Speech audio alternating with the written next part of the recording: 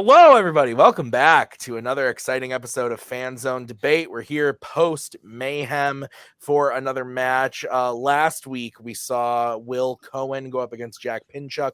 0-1s going up against 0-1s. And this week, we got the same type of thing. We got two players who debuted last season, didn't get the win in their debut, but are back to try to get a win on their record and maybe go on a title run. We'll see what happens. I'm looking forward to it because both of these players showed a lot of promise in their debut. We got Chadwick Webb going up against Alex Martinez. Chadwick debuted against Bill, which at the end of the day, Bill went on to play for the title in that run. So if you got to lose to somebody in that run, at least he lost to the guy that went on to be a title contender, number one seed in the tournament. Alex lost to Tyler Birch in his debut, who then ended up losing to the person who played Bill in the contender match. So both of these players lost to very good players in their opening matches.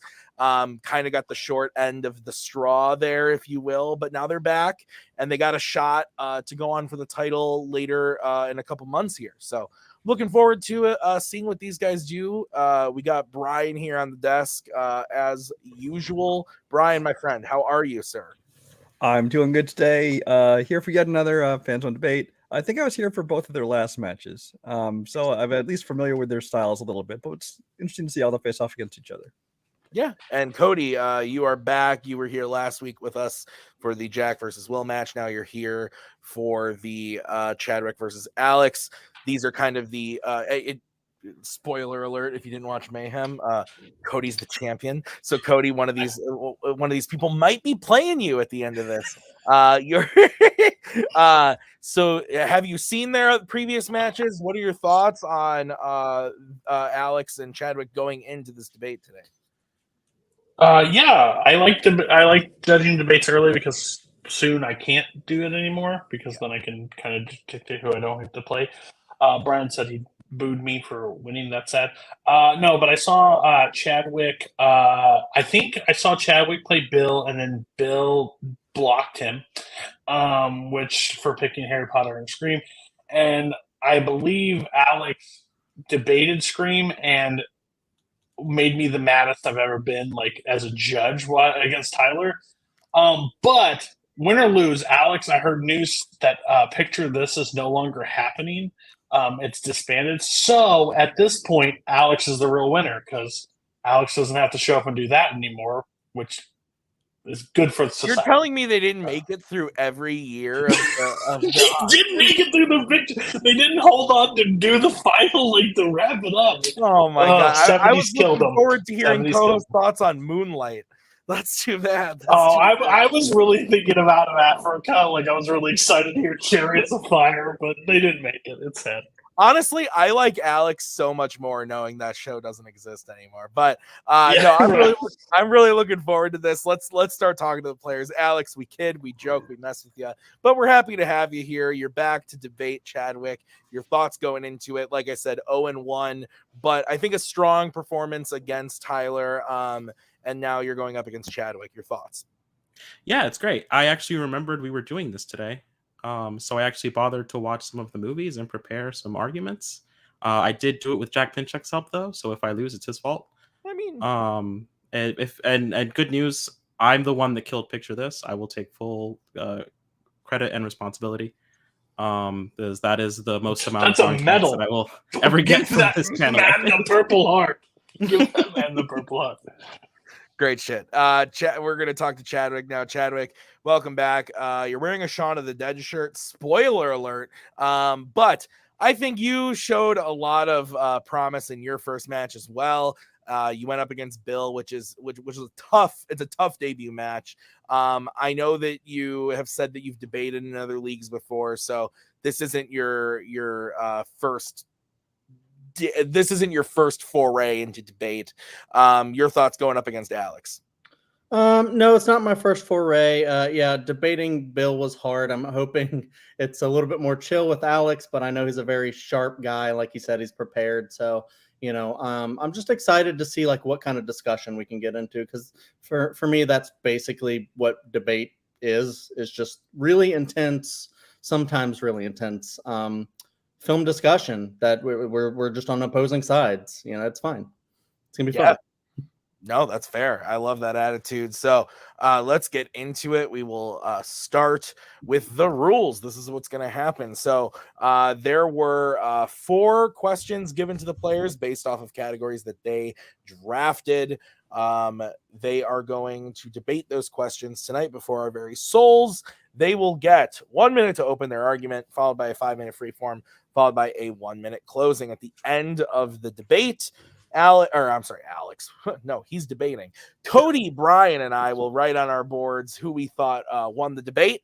Best 2 out of 3 votes wins the point, and 3 points wins you the match. So Just give Alex a vote too. Just make it fun. yeah, that's fair. So any questions as we get into the match? Awesome. All right, let's get into it.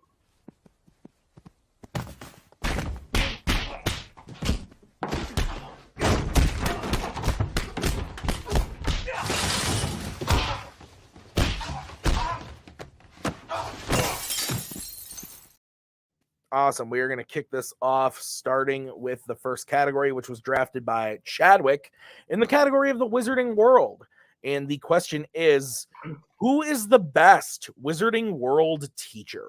So pretty simple question, but maybe a little bit loaded. Chadwick, you're going to get to kick us off. You're going to get 1 minute to open your argument when you start talking, and I will come in to give you a 10-second warning when the time comes. All right, yeah. Best Wizarding World teacher, I chose Professor Lupin. He's basically the John Keating of Hogwarts. If you don't know him, he's from Dead Poet Society. He comes in, he makes learning magic like fun and engaging. He inspires the entire class to come in. He's a very hands-on teacher, you know, very excited when someone gets something right. So he's very encouraging and supportive. He really has like an underdog mentality. So he helps actually start Neville's arc that he goes on through the rest of the franchise by making him go first during the Boggart lesson. Speaking of the Boggart, he like brings that out to engage the entire class and make learning really fun. You know, he has fun with it. He makes all the students laugh by, you know, kind of making fun of Snape at one point. Yeah, and he just basically elevates his subject and is very, very caring about the students' learning. All right. We're going to move over to Alex. Alex, you have 1 minute to open your argument when you start talking. The Wizarding World in general, and Hogwarts specifically, is a pretty messed up place. Teachers, headmasters, general staff, and students, they all come and go. No one is safe. But somebody has to teach these kids, and I want to be very clear. McGonagall is the McGonagall. She is one of the most experienced teachers in the school, and she's very experienced in the wild, tricky world of Transfiguration, perpetually the adult in the room arguing against throwing teenagers at wizard Nazis until the problem goes away for the year. She is a leader and a protector of the staff as well as the students, and no one else has her brand of supportive, clear-headed, and kindness mixed with all the sternness of that teacher who knows that roughly 1/4 of her students are Slytherins that will walk all over her if given the chance. She is the best teacher in the whole of the Wizarding World, Professor Minerva McGonagall. She is not an active danger to her students. She is actually very encouraging to all of them, including the weaker ones. Time. All right, 2 great picks. Lupin versus McGonagall. 5-minute freeform when one of you starts talking. I will throw up the 1-minute warning when the time comes. And if any of you talk on too long, I will throw up the let's move on. Don't make me do that or I will be sad. 5-minute freeform when one of you starts talking. Yeah, you're right. McGonagall is actually very experienced. She's been there a very long time. And that's actually kind of like my problem with calling her the best teacher, is because it feels like every single year she has everything scripted. She comes in, she does her lesson, she punishes anybody she sees, you know, but she doesn't actively go out of her way to like inspire her students during her lessons or, you know, really try that hard. Well, I got to disagree with you. I think she is a very inspiring teacher. Time and time again, we see her not only let Harry off of certain occasions, but also punishing Harry. She is the one that encourages him to become Seeker. She gives Hermione the Time Turner. She gives Harry the broom that he actually goes on to play Quidditch with. The thing about Lupin is that he is actually an active danger to his students. Once every month, he goes through his werewolf period, and for a big boarding school, that is actually going to be a big problem, because like half of the school by nature is going to want to bend the rules, break the rules for different ends. So someone eventually is going to get hurt. Harry and his friends eventually are going to get hurt, which they do over the course of the year.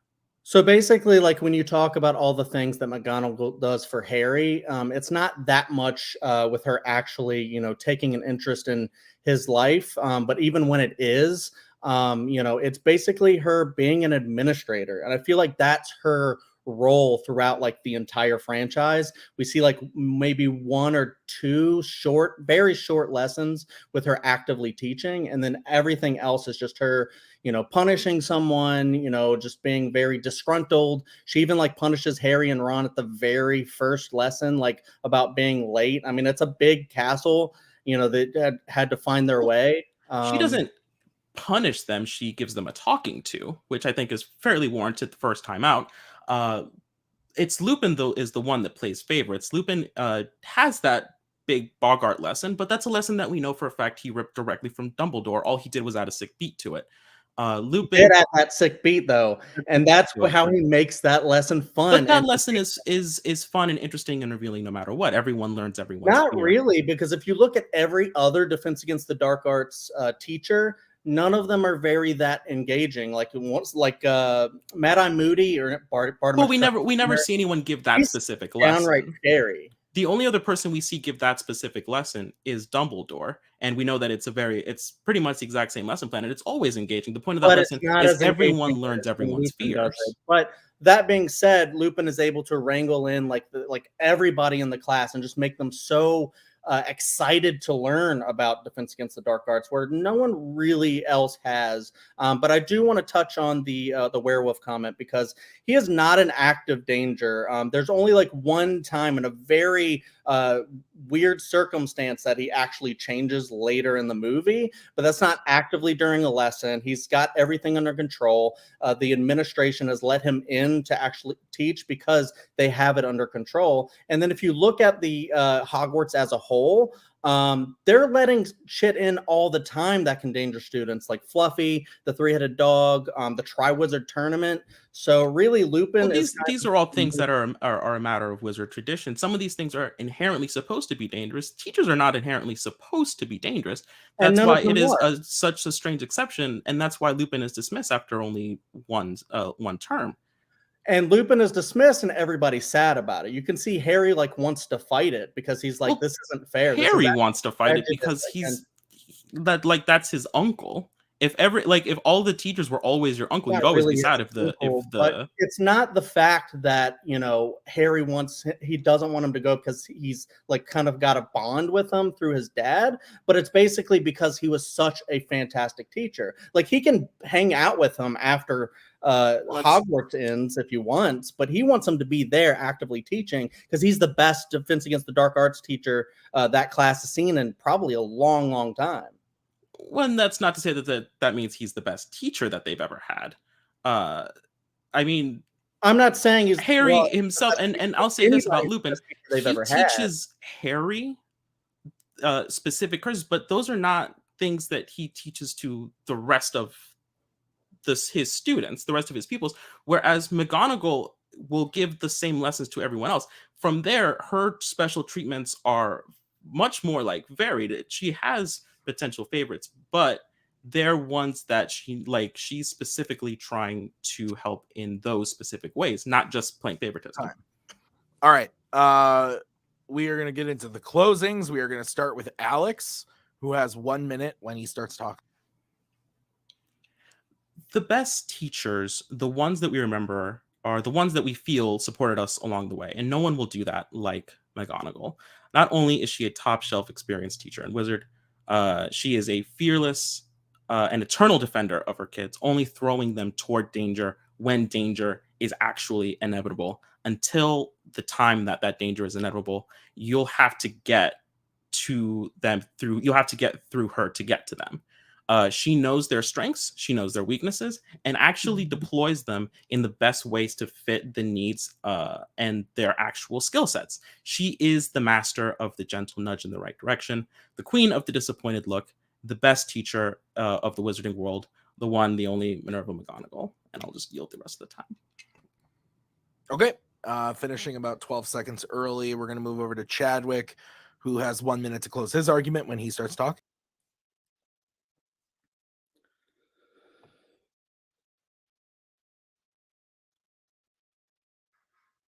Alex's negatives about Lupin are that, you know, he has favoritism and he's an active threat. He's not an active threat. They have that under control.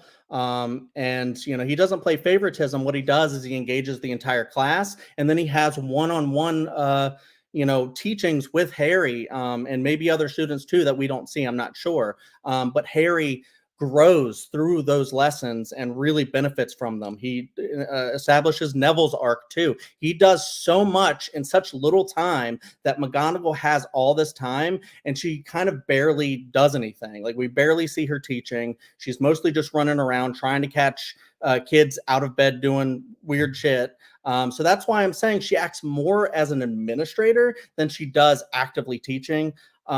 You know, and so I don't know like what he meant by like deploying the students. Like Lupin looks at students as, you know, students. He says, if I'm proud of anything, it's how much you've learned this year. Time. Whoo, boy, guys, that was good to kick it off. Man. That was really excellent. Wow. Okay.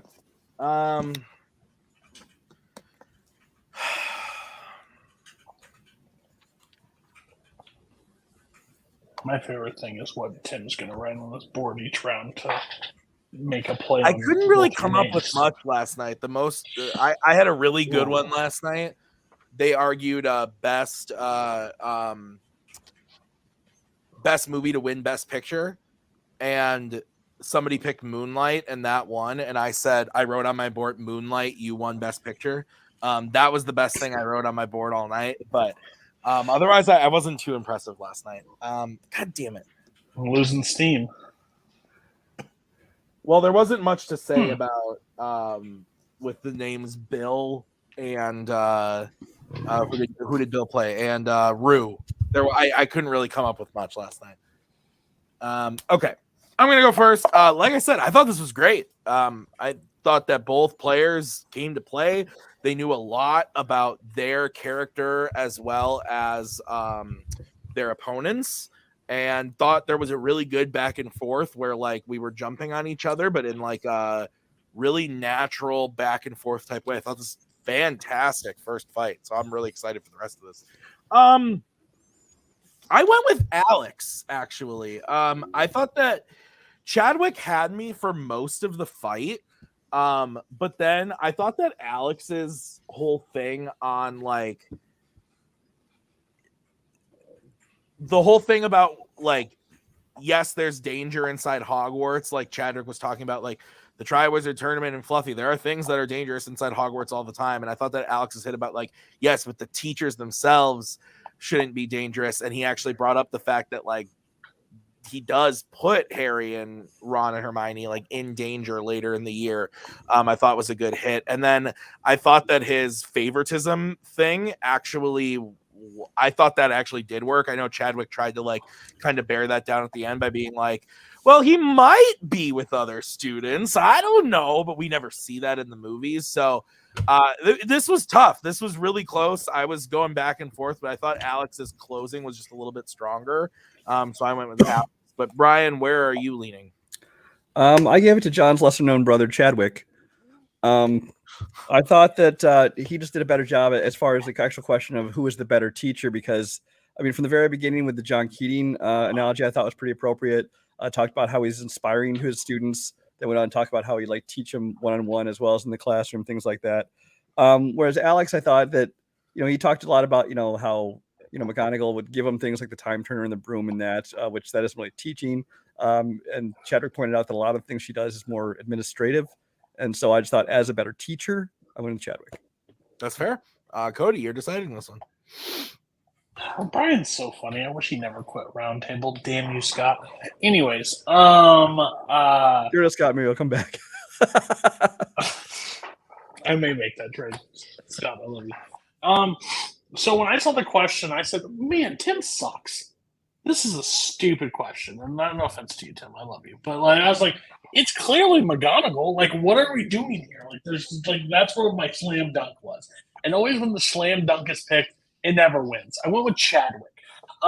Because as it was going on, and me and Tim disagree on the first question, per usual. And yeah, what I think how Chadwick kind of attacked it was interesting, of like putting it into the teacher aspect and selling me on how much more of like a principal aspect or administrative of McGonagall really is, and like in the realms of teaching, and like basically is the threat, or like there's threats all around, but like being able to teach their students like real dangers that could come, instead of basically letting them walk into all the dangers around Hogwarts. That was an interesting fight. I thought it was a lot closer, and I thought McGonagall was like the slam dunk easy one, and Alex had me for majority of the round, but I think that closing was really strong by Chadwick, so I had to go Chadwick. I was just pissed no one picked Flitwick, frankly. But all right, we're going to get into the next question, which was drafted by Alex. It was in the category of actors and actresses. And the question is, what is the best Cary Grant performance? Cody, ears up. Me and Brian, you got to do the heavy lifting on this one, Cody. So, Alex, you are going to kick it off. You get 1 minute to open your argument when you start. Cary Grant is the magical child of George Clooney and Robert Downey Jr., sent back in time with a personal mission to flirt with every single classic film actress. At his best, the world devolves around him, and he has to be at the center. The cool, calm wit that's going to figure out whatever it is that needs to be figured out. He's the charm to the charms. He's the level head in the room. What do you do to the level head in the room? You turn up the crazy in the room. Arsenic and Old Lace puts Cary Grant's infamous cool to the test by throwing every sense of stability right out the window, because we don't need that for this movie. Arsenic and Old Lace is his most well-rounded performance, as well as just his flat-out funniest and sweatiest. He is the proper star. The focus never leaves him. And overall, it is just the finest aspect of his career. If you only had to show one or see one, watch Arsenic and Old Lace. Time. Okay. Great. We're going to move over to Chadwick. Chadwick, you have 1 minute to open your argument when you start talking. For this one, I chose Notorious, Alfred Hitchcock film. It's been said that Grant's performances matured over time. He's playing a character who can't fully express his emotions, so he has to rein himself in here. Like when he's normally like doing a bunch of comedy, being very physical, just like Alex was saying in his movie. This one, as far as I know, is one of the only ones where he has to actually rein himself in and have this like underpinning of love that he has for this woman, but he can't show it. He can't show it because she's a vital part of this mission. So like having to like rein himself in, I think and go against his natural instincts. That is what Cary Grant does in pretty much a lot of other films, like, Bishop's Wife, Arsenic and Old Lace, His Girl Friday, all that stuff. Here he has to actually be a character, and I think he just nails it here. Time. Okay. Notorious versus Arsenic and Old Lace. 5 minute freeform when one of you starts talking. So you call it his most mature performance, and I wish that most mature meant one of his least interesting. I think Notorious is a fantastic film, but to be perfectly honest, he is kind of put in the backseat behind Ingrid Bergman, the great Ingrid Bergman, behind Claude Rains. He is the top billed actor, but he kind of feels like he's stuck in the backseat to a much more interesting plot, which is this kind of espionage plot that he's only, kind of around. I think maybe at like first viewing, that's kind of what you might get from it. But then you like watch it again or you pay closer attention and you can see he's doing something completely different here. And I'm not saying that Ingrid Bergman and Claudia Rains are not great in the movie. Oh, they so are. But that's a part of the performance that Cary Grant gives, is that he's not just acting, he's reacting.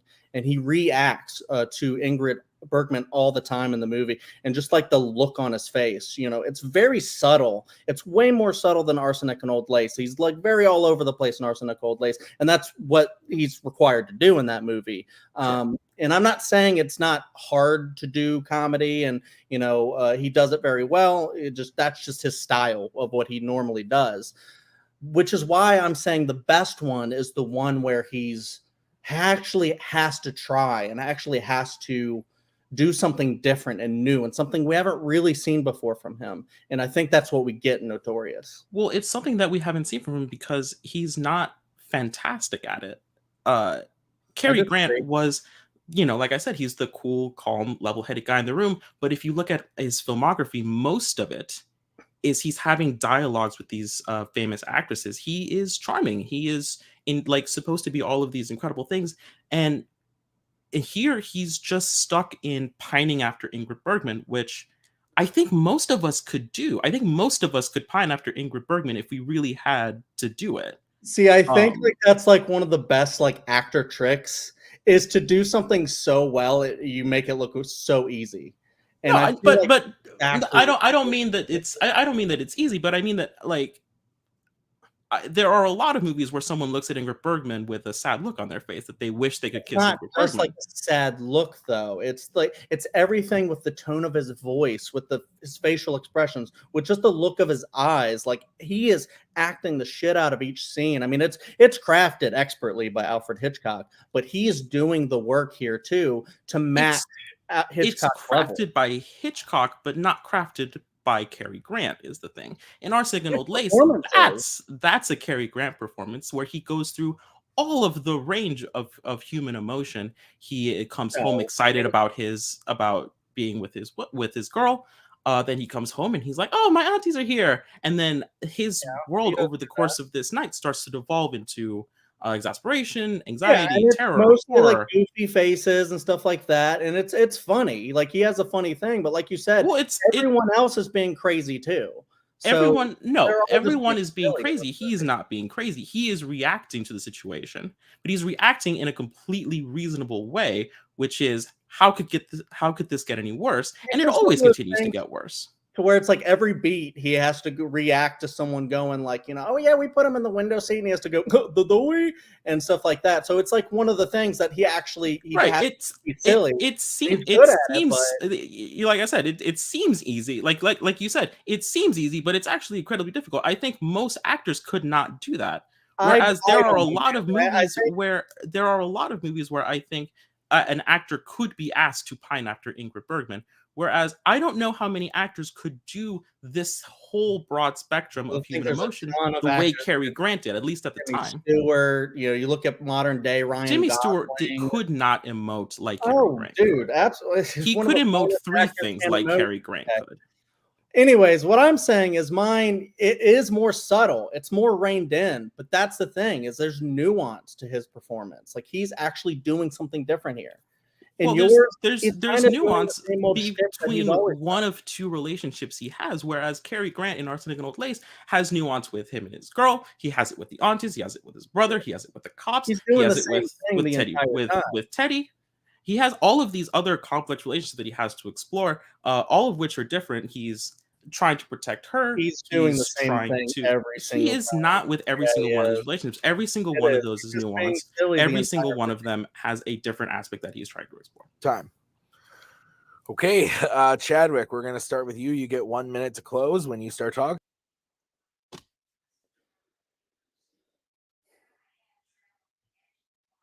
Yeah, Arsenic and Old Lace just doesn't demonstrate Cary Grant's range. He's doing the same thing he does in every movie. It's par for the course for him, and it's not elevating himself above like what he could be.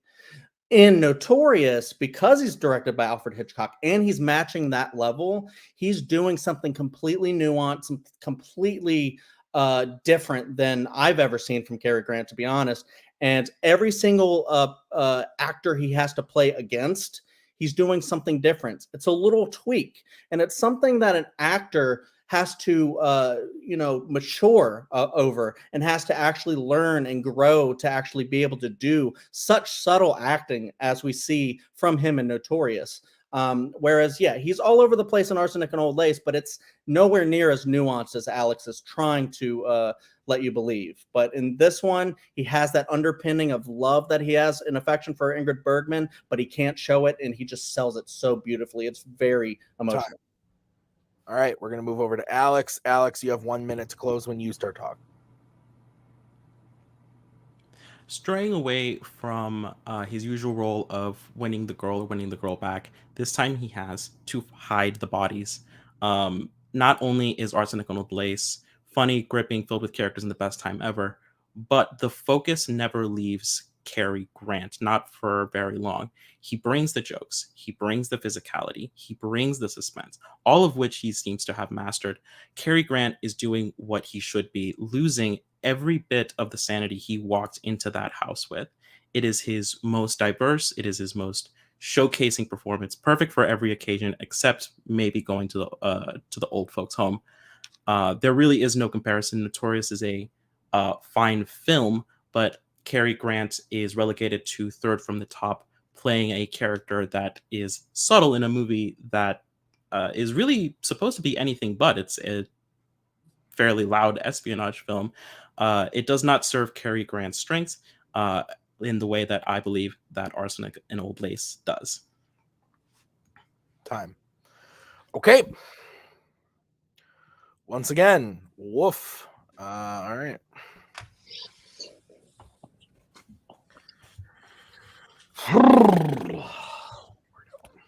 I bet that was the best 7 minutes for Brian and I like Cary Grant. Tim to. I just haven't seen the movie, so They're both great. Check them out. Fair. I've heard very good things about both. I watched a lot of Hitchcock last year. This was not one of them that I saw. So. Jimmy Stewart gets a lot of praise, but Cary Grant is like top notch to me. But it's Cary Grant in what's the one where Charade, is that Cary Grant? Yeah. That's yes. It's one of them. Is that the one you had to deep cut? Is that? No, I had to Maybe deep it was cut one me. of the Hitchcock ones. Was that the one they put Audrey Hepburn with, like a creepy older man? Oh wait, that's all of her movies. Sorry. That's all of them. Yeah. Okay. Before we get started, You basically put a Halloween skeleton I have next to to it. pause real quick. So 1 second. Sorry. All right, we're gonna get the votes in. We're gonna start with Cody. Yeah, Alex kind of described Cary Grant like perfectly. I always try to like say like he is like, I think doesn't get as much credit as he deserves. I think he's hilarious. I think he's one of those actors that is just like before his time, could be like a Robert Downey Jr., Jim Carrey. So it's fun. Both movies I enjoy for the most part. One of these movies I absolutely love.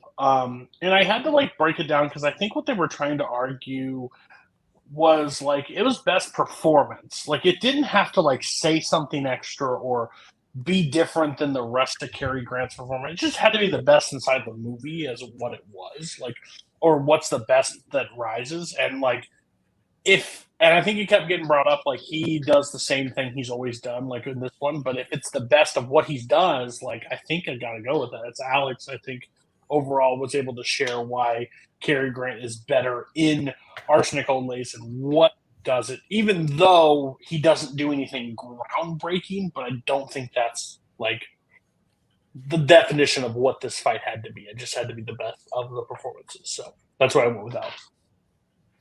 Okay, I'll go next. I went with Chadwick. I haven't seen the movies, but and I honestly I don't know if I've seen Cary Grant in more than like 3 movies, so I couldn't tell you much about his personality. So it's basically going off of what the players were saying, and I went with Chadwick because Chadwick had me convinced that Cary Grant, what he's doing in Arsenic and Old Lace, isn't anything special beyond what he always does, and that the new stuff that he's doing under the guidance of Hitchcock is really impressive. Alex's main argument against Notorious was like, oh, other people could do that type of performance. There are other people who could do that. And Chadwick had me, and he even brought up examples, and Chadwick had me convinced that, like, no, this is something that was very specific for Cary Grant, was against type, but also really powerful and worked. So, having not seen the movies, Chadwick had me totally convinced. So, Brian, you're deciding this one. You're still the odd man out because I voted for Alex. Damn. Yeah, I just thought he did a better job pitching. Because I heard a lot from Chadwick about why Notorious was something new, is something different from him, but not why that was better. And then Alex actually, even pointed out that maybe that's because that's not his strong suit, and this is a movie that served his strengths. I know he said in his closing.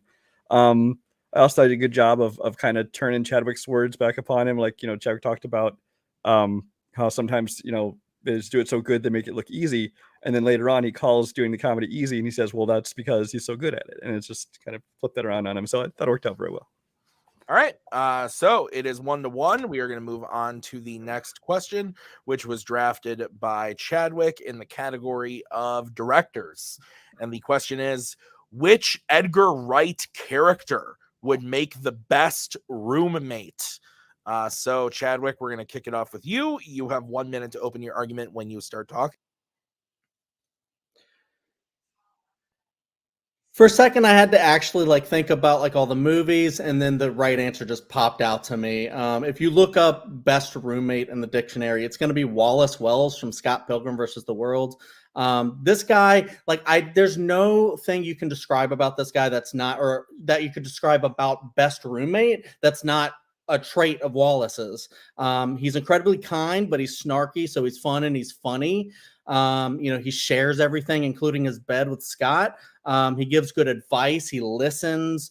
He'll tell you if you're fucking up, but he'll also let you make your own decisions. He cooks. He cleans. He's not demanding, but he expects more sometimes. He'll stay in and watch action movies with you, or he'll go out and support your band or whatever endeavor that you have. He'll support that. He's friendly with your friends and family. So he's just really fun staying in, really fun going out, and he just will help you do anything you need to in the place. Okay. We're going to move over to Alex. Alex, you have 1 minute to open your argument when you start talking. So I have roommates, 2 of them. One of them I've known for years, Matthew. He's fine. The other one, who lives just right down the hall, I'm not sure we've ever technically met, but it's an ideal situation. The rent always gets paid on time. The mail gets brought in. The trash gets taken out. We all have steady jobs, places that we go to on weekends, so we all get the house to ourselves at different points in time. If I hear a girl somewhere in the house, stay quiet or just leave the house. These are things we all would hope we would all expect from prospective roommates. Now, if Matthew dies, which I hope he doesn't, and I had to replace him with any Edgar Wright character, I choose John from Last Night in Soho. Fashion student, helpful friend. Please sign on the dotted line, John. You can move in whenever you want. There's really no trouble, except for the fact that Matthew was still alive. I've seen how Wallace treats his roommates, and quite frankly, I am appalled, and that would never stand. Time. Oh boy. Okay. So 5 minute freeform when one of you starts talking. So, like I was saying, Wallace just evicts Scott. Just straight up kicks him out. He kind of deserves says it, you need Scott's to leave. There's no notice. Guy. Scott is kind of a weird guy. I'm also kind of a weird guy. No, I'm not saying you're weird like Scott. I'm just saying Scott basically doesn't bring anything to the equation. Like you said, you expect a roommate to pay the rent and actually contribute, which Scott doesn't do. No, that's fine. I also would really like to have my own bed. To not, and if we are going to share a bed, which is strange, I would hope to not have to be there for the threesomes that you have.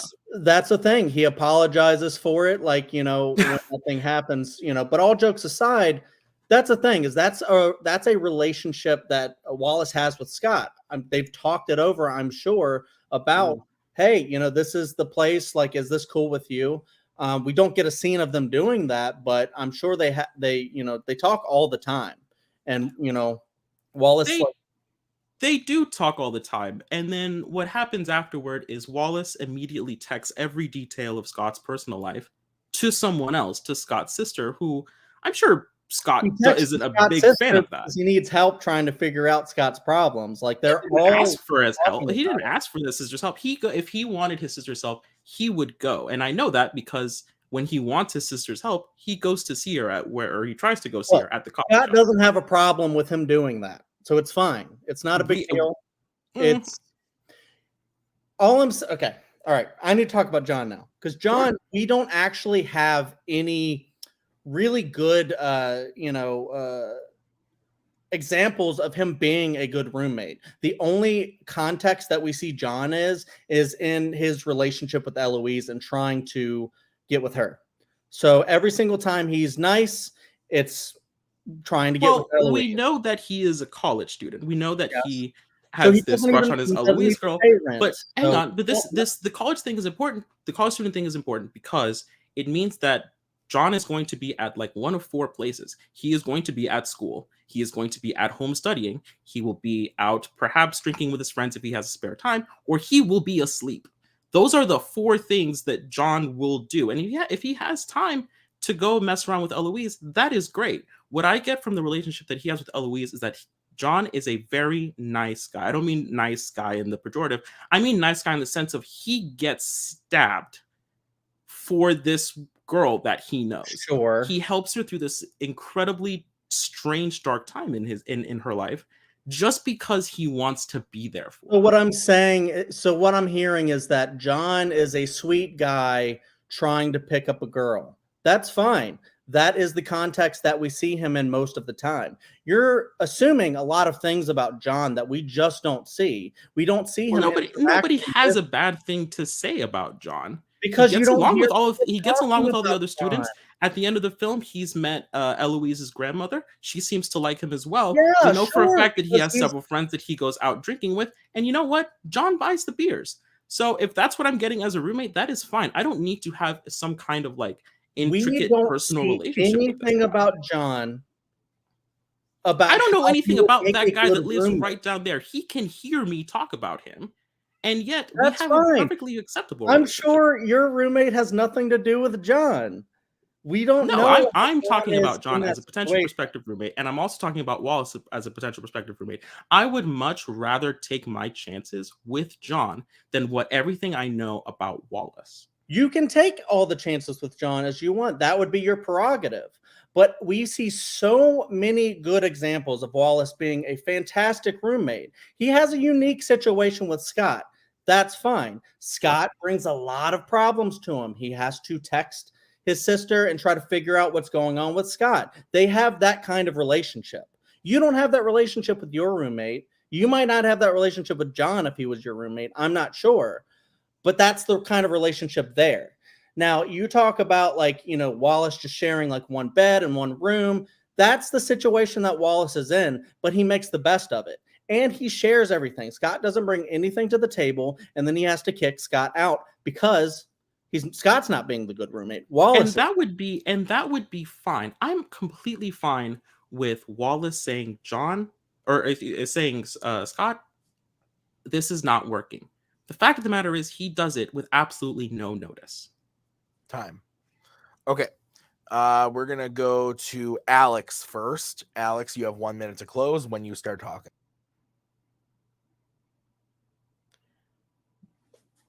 John is clearly the better choice. John is the man. Not only is he a reliable drinking buddy, he will take a knife to the gut for you, as well as talk you through the most dire mental situations. He just wants to be there for the people in his life. That's his role in life, as well as in the film that he's in, to support. Wallace is just another stressor in Scott's life, and that worries me. Whether it be messaging people the unsavory details of your life, roping you into calls with your ex, kicking you out on a random Tuesday after subjecting you to having to see him naked.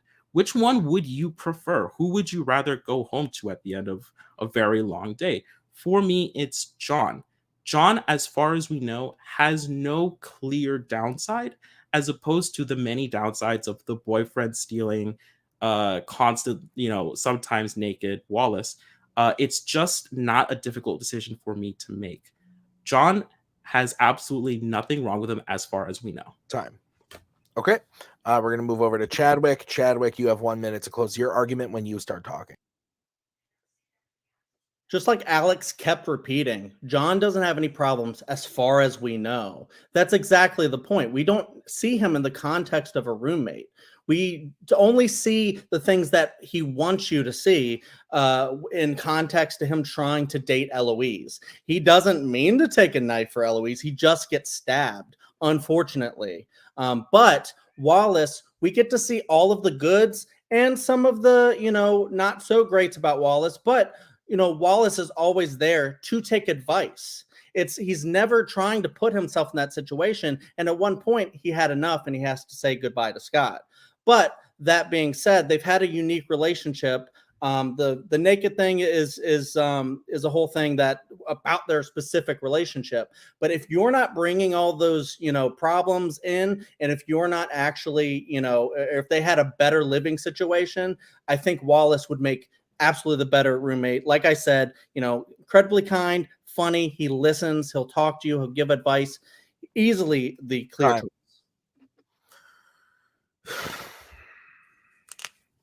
Man alive. I have so many things I want to say, and I'm going last. Oh, I have heard some shit tonight. All I'll say is, before it's my turn, I got to rewatch Scott Pilgrim in theaters when they did that re-release a couple years ago, and it was the first time I've seen it since it came out, and I loved it. I saw Last Night in Soho, and that movie is a pile. So that being said, I hate that movie. That movie sucks. Brian, you are going to go first. I'm voting for Alex this time. I think that they both gave a lot of positives about why their person is the better roommate. I think that Chadwick actually had me quite a bit on Wallace, talking about all the positives for him. But it kind of turned in the last half of the argument. I know that his attacks on Alex were talking about, you're assuming a lot of things you don't see, but then the problem was he said in this argument, as well as in the last debate, twice he said, well, you don't see this scene, but this might have happened. And so he basically was doing the same thing that he's saying that Alex didn't do. So that kind of negated that thing. It came down to, I think what decided it for me was just the fact that Alex pointed out that, even if we have not seen his John in a roommate situation, just the qualities that you have, if there's no downsides, which we have seen downsides definitely for Wallace. Okay. Cody. So I've seen both of these movies once. I'm famous on not liking Scott Pilgrim, just because of bad experience. I haven't watched it in many, many years. Did not know who the hell either one of you were talking about, to be honest with you. All I know is there was one time where Chadwick goes, "Well, you're assuming a whole lot of Wallace or of John and saying this person's fine and blah, blah, but you don't know that." But what I did hear is something about sharing a bed and threesomes, and that seems to be something that's checked off the list, and that seems like a fucking nightmare to me personally. So overall, I think the list kept getting stacked against Wallace as a human, and sharing a bed. Not saying that this is any sway, but if I had to pick a roommate, sharing a bed would be the complete worst person in the history of the universe, but I went with Alex. All right. So my vote doesn't count. I also went with Alex. You went opposite again? Okay. And I think that I thought that Chadwick did a really good job of talking up Wallace. And I thought that he did a good job of separating, like, there are things that are specific to him and Scott's relationship that doesn't have to carry over in. And I thought that actually worked really well in Chadwick's favor. But the thing for Alex was like, Alex talked a lot about, I thought his whole comparison of like what we know about, I already forget the character's name. Was it John? John's character, what we know about him is really good. And so he would be a type of person that would just at the very core, what we know about him, make a good roommate, even despite the fact that we don't see him in a roommate situation. I thought that worked really, really well. So I went with Alex as well. But that means we're moving on to the final question. And Alex is up 2-1. So Chadwick does need to hit this in order to send it to the bonus. And the question was drafted by Alex in the category of DC. The question is, what is the most disappointing action scene in a DCEU film? Or Worlds of DC, if you're not Tim when he's drunk writing these questions. I'm very excited about this one. This is going to be fun. So we're going to kick it off with Alex. Alex, you get to start it off 1 minute when you start talking. Do you remember the hype for Wonder Woman 84? Do you remember the trailer? Pedro Pascal in con face, Kristen Wiig in a black dress, fireworks while you're in a plane, the music that all crescendos to a shot of machine guns firing, Steve Trevor saying, you know what you have to do. The trailer promising a new era beginning as a tiny and adult Diana run toward this new chapter, all leading to this critical moment, the reveal of the reassembled armor of Asteria.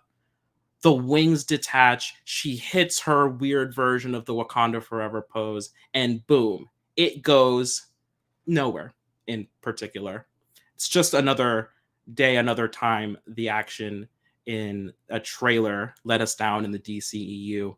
She fights Cheetah, by the way. Not that it's much of a fight. Cheetah mostly just bounces off of her and then eventually gets electrocuted. You know, Wonder Woman stuff. Time. God, that movie's trash. Okay.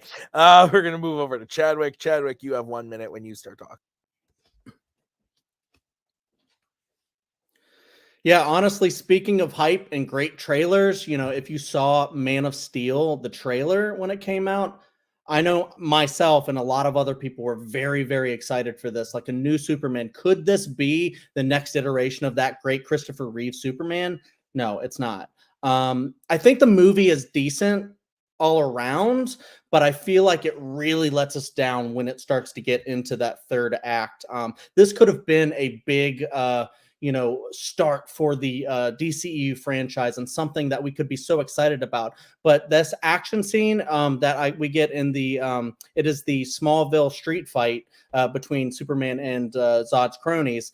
It's just so much like mayhem and just like, you know, just destruction. It really disappoints on the actual action sequence itself, the character of Superman, and the rest of the franchise. It really sets that tone for this entire franchise is really going to go nowhere, and it really let us down on Superman specifically. Okay. So Smallville street fight, Wonder Woman versus Cheetah, 5 minute freeform when one of you starts talking. Let me get into mine real quick. You know, this is basically this whole action thing. It's very long. It's like 10 minutes long or 8 minutes long, something like that. But really what happens is it just looks like a video game. So it's really, just a lot of punching, a lot of flying really fast. One character flying really fast into the other and destroying a town. And you talk about yours going nowhere. Mine actually goes nowhere. They fight for a second, they destroy a town, and then they just kind of all leave. Yours actually has some stakes. Yours has a character die. Cheetah dies at the end. There's stakes at yours. There's a resolution at the end of your action sequence. And the thing is, I understand that you're saying the trailer really hyped it up so much, but really, I don't see why you would be so excited about that action sequence in particular when the rest of the movie is not good at all. Well, the problem is that there is no next fight. With Man of Steel, you know that the ultimate endgame isn't Superman fighting Feora, or it's just not this. This is the second to last fight, or the third to last fight. Mhm. With Wonder Woman fighting Cheetah, this is the last fight of the movie because she doesn't fight Maxwell Lord. She talks him down is the only way to get to him.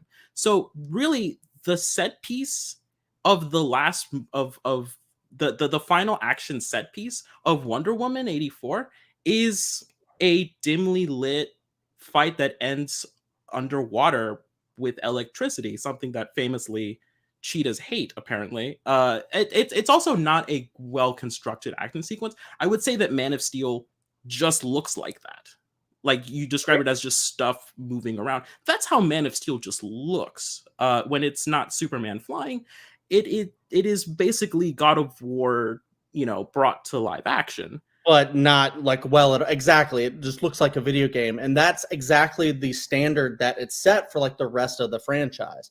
I mean, even and to talk about like your action sequence and the hype for it, I don't understand, because even the first Wonder Woman movie, that was a great movie, had an even more disappointing action sequence at the very end of that. So it feels like the standard was already set for Wonder Woman, and the fact that Wonder Woman also got her own first impression in a movie that was great with the first Wonder Woman, but this was Superman's first chance to make a really good impression, and this action sequence was where it started to go, wait, this is not the Superman you know and love, and it's going to go downhill from here. There's you say make a first impression. There had been Superman in living memory. There had not been a live action theatrical release Wonder Woman movie. Yet that was that was a 2017 movie, and the strongest criticism of the 2017 Wonder Woman is that the final fight wasn't satisfying. So Right. yes, I had hoped at the end of this one that they would recover, that they would see those criticisms After and you were improve, watching, and it absolutely didn't. You're right. movie, Man like, of Steel 2 hours is in? Man of Steel is the first in this DCEU series. So they don't really have anywhere. They don't have anywhere to go but forward. Whereas Wonder Woman 84, this final fight felt like an even more dramatic step back. No, because like we've been there time and time again with the last action sequences in the thing, or maybe even second to last, not being that great. And this was the first one in Man of Steel that we see where there's no stakes, there's no personality to the fight. You have Superman just like walking casually up to the military people at the end of the fight, being like, and then them going like, he's no villain. But it's like, shouldn't Superman be going to check on people that they just put in danger? Well, Superman is getting like 3-on-1 by people that are exactly like Yeah, him. but it's not interesting. Superman's a little like busy. He's not just hanging out. Whereas my fight is a busy at the one-on-one, and basically all that they came up with was Asteria's wings go like this. Here's the thing, that you're actually downplaying your action sequence a little bit here, because there is a lot of really intriguing stuff. Because she shows up in the wing suit, and then you have Cheetah basically ripping the suit to pieces and coming at her. Not to mention, I'm Cheetah glad that they scary as spent hell all of that in this time building up, all of that screen time building up, telling a whole story They're not about how building up anything. It's a bad movie. about getting this armor, about this armor, doing a whole flashback, and then doing a post-credit scene, and then the armor is ripped in minutes. Oh boy. All right. Chadwick, you get to close first. You got 1 minute when you start talking.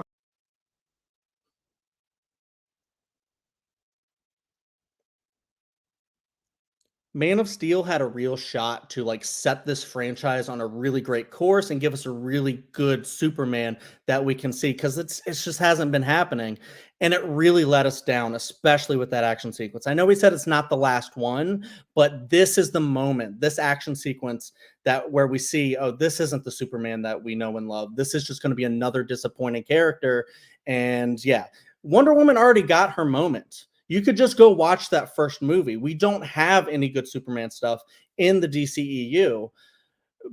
When we get to the fight in 1984, we already know that's a very bad movie, so we're not even excited about it. Maybe you were in the trailer, but yeah, it's not disappointing. The movie itself is disappointing because Man of Steel was actually kind of interesting. It's an interesting character study up until they ruined it with that action sequence that just looks so terrible. It's actually kind of engaging to watch her fight Cheetah in that movie because she's just clawing at her and coming at her. And there's a resolution where there's not in Man of Steel. Not in Man of Steel. Strike it from the record. We're going to move over to Alex. Alex, you have 1 minute when you start talking. Like it or not, the trailer is where you start to build excitement, where you start to build hype for that movie. Wonder Woman 84 is a chore with a promise of a good reward at the end. You hope you can that they can recover from the fumble while you're watching it happen. And yet, despite trailer, all of the pictures, posters, promotion, screen time devoted to this, to the history of this piece of Amazonian lost treasure, the final served product is a very mellow action finale. That is the secondary villain doing parkour, bouncing off walls before being electrocuted by loose wiring. Say what you want about Man of Steel, but Supes was actually involved in those fights. They went to that IHOP. They went to that Sears. They actually threw those things.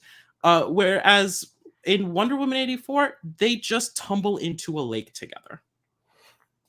Time. How dare you bring up IHOP in those promotions? Okay. Man, 2013 was such a time. I went and saw that movie at midnight, and I remember being so fucking excited, and I saw them go into the IHOP, and I just, oh man. Okay.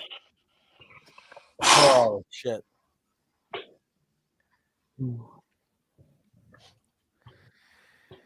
Oh. That movie came out the summer before my senior year of high school. I'm glad I didn't watch it until I feel like a way later. young boy and an old boy all at the same time. Because Brian, how do you feel about that? Man of Steel came out the summer before my senior year of high school. No comment. Does that upset you? Let me see. I've been out of high school at that point for like 23 years. So That's how old I wait, was. summer before it was only 19 years. Wait. Yeah. Okay. You guys are good. You don't look a day over 25, Brian. I agree. I think Brian's very good looking. Okay. You know. Whoa. Hey. Sorry. Okay. You're in this community too long. Sorry. Payson's on call. Some of his energy was just sweeping in. This was interesting, and I know I'm going to get some flack for it, but here's why. The DCEU, the majority of it is bad. I agree, but at its core, it's about characters I love. So even though the movies are bad, I enjoy watching Man of Steel. I enjoy watching BVS, even though I get upset by them and some of the decisions they make. I love Superman. I love Batman. I love the Suicide Squad. I love Wonder Woman. So even though the movies piss me off, I enjoy going to those worlds. That's why I like The Hobbit. It's why I like the Star Wars prequels. Even though the movies are bad, I like being in those characters' shoes in the world. So, but that being said, one of these scenes I actually really like. And one of these scenes I think is dog shit. So I had to kind of put that all aside. To be clear, I think Chadwick's scene is actually dope. Every time I watch that movie, I fucking love that scene. And I think Alex's scene is bad. But that being said, I went with Chadwick because I thought that Chadwick overall, I thought his whole thing about you're saying the trailer got you excited. That's cool. But you have 2 hours of a bad movie leading up to a really bad action scene. So if you were still excited about a cheetah fight after 2 hours of a bad movie, like that's on you. That really worked for me because that's how I felt in the theater. I remember being pumped to see Cheetah versus Wonder Woman. We kind of got to see a little bit of it in the White House fight.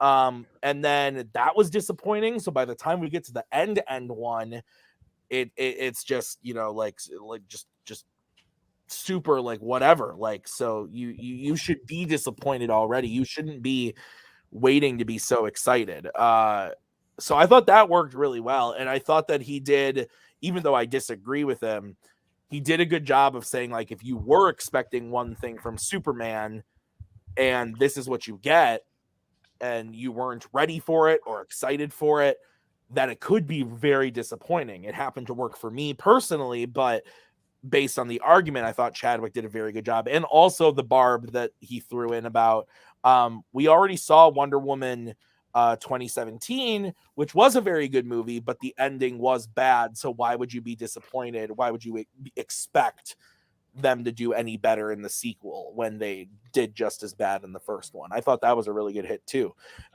So I disagree with the pick, but I go with Chadwick. So Brian, you're going next.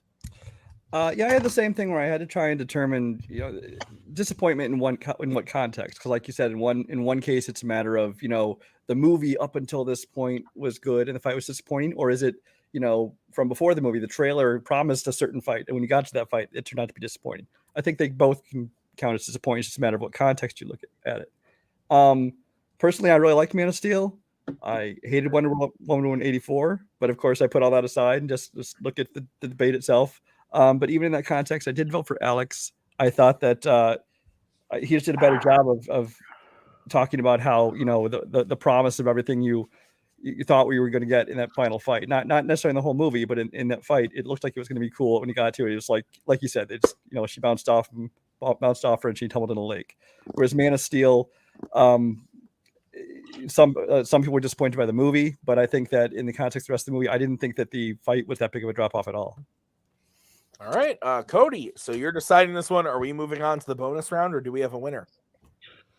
So both movies suck really bad. One, I wish I was on the planet when Man of Steel, when you know, Superman's parents dies, because it gets me out of the movie faster.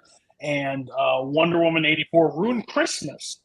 I remember it ruined Christmas. So I was different than Shocker. I'm different than Tim.